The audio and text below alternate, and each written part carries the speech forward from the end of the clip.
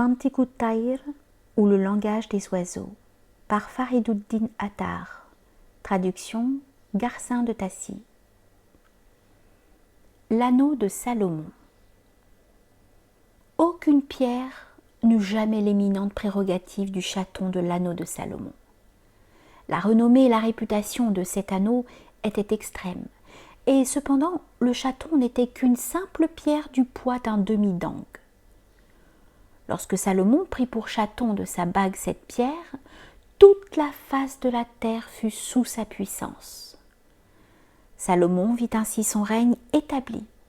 Il vit les horizons sous sa loi. La superficie de son royaume était donc immense.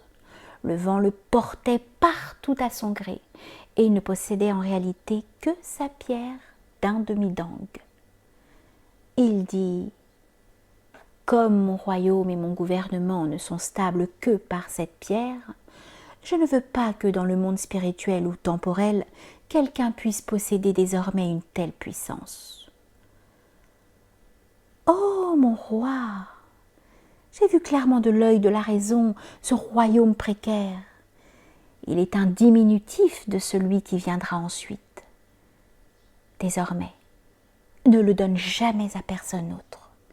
Je ne veux avoir affaire ni avec l'armée, ni avec l'empire, mais je choisis pour toujours la besace du derviche. » Quoique Salomon fût un roi puissant à cause de la pierre de son anneau, cette pierre était cependant ce qui arrêtait sa marche dans la voie spirituelle.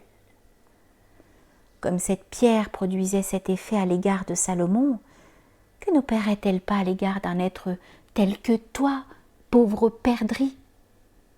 Et puisque le diamant est une simple pierre, ne le recherche pas.